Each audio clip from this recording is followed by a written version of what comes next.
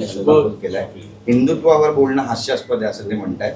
नितेश राणे पण टीका करतायत आणि त्यांनी पत्र लिहून एक प्रश्न विचारता देते नव्हतं सगळेच काय राम रक्षा आणि दुसरं बघा, सोनमजी जे बैठे बसले ते या संपूर्ण परीक्षा ज्या पेपर फुटतात आणि संपूर्ण देशातल्या युवा पिढी बर्बाद होते, त्यांच्या मानसिकतेमध्ये 17 लोकांनी आत्महत्या केली.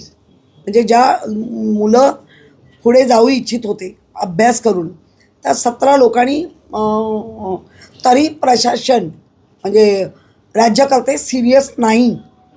हे सोनम आपल्या ह्याच्यावर बसू नये.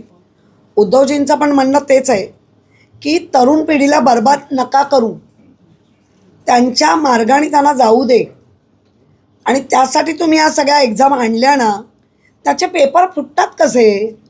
आणि फुटलेले लोक कोण आहेत? थांबा, ज्यांनी फोडले पेपर ते कोण आहेत?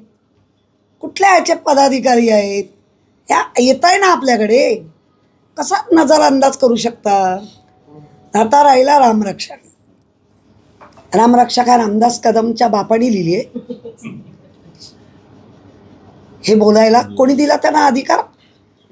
अरे आधी तुला बोलता येते का? बघ, काही बोलता म्हणजे तुम्हाला अभय आहे केंद्रापासूनचं, म्हणून काही करा राहो, लाज बाळगा.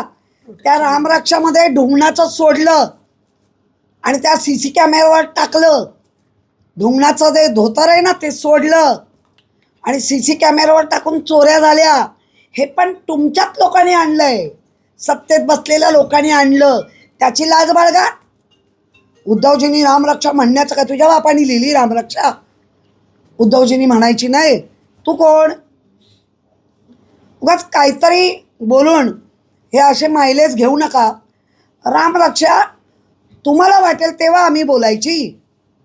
आम्हाला वाटतंय आता देशाचं ज्या रामाला असं पकडून नेलं त्या रामाच्या मध्ये डल्ले मारतायत आणि त्या डल्ल्यांवर बाबा आता राम आमचं रक्षण करतो, आता बाबा आमच्यावर वेळ आली रामाचं रक्षण करण्याची. काय आहे त्याच्यावर बोला. राजकारण करता. तुमच्या बापाने लिहिली का रामरक्षा?